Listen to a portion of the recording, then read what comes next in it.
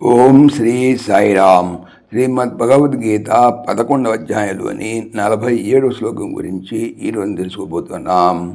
గత శ్లోకంలో అర్జునుడు ఇలా వచించాడు: నేను మేము మునుపటి వలనే కిరీటము గద చక్రము చేత ధరించిన వానిగా చూడదలుచుతున్నాను. అనేక హస్తములు గల దేవా జగద్రూప, నాకు 4 భుజములు గల అపూర్వ రూపముని మరలా ధరింపు అన్నారు.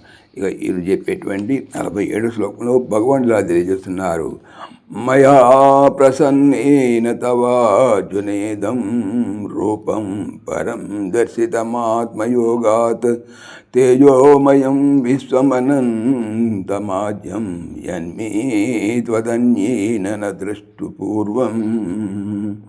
శ్రీ భగవాన్ వాచ.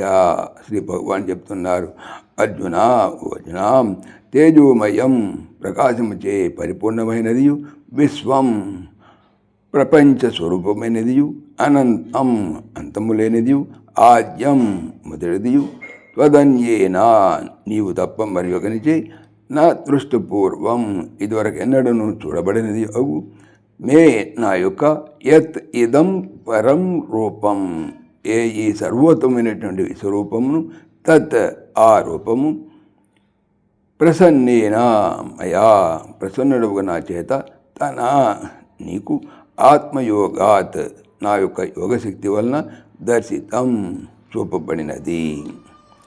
శ్రీ భగవానుడు చెప్తున్నాడు: అర్జున, ప్రకాశముచే పరిపూర్ణమైనదియు, జగద్రూపమైనదియు, అంతము లేనిదియు, మొదటిదియు నీవు తప్ప ఇతరులచే ఇదివరకు ఎన్నడను చూడబడినది అవు ఈ సర్వోత్తమైనటువంటి విశ్వరూపం కలదు అయ్యది ప్రసన్నుడనగు నాచే స్వకీయ యోగశక్తి వలన నీకు చూపబడినది. సాయిరామ్.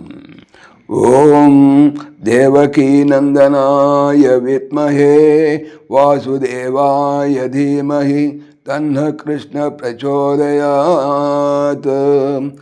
ఓం సర్వం శ్రీకృష్ణార్పణమస్తు. జై శ్రీకృష్ణ.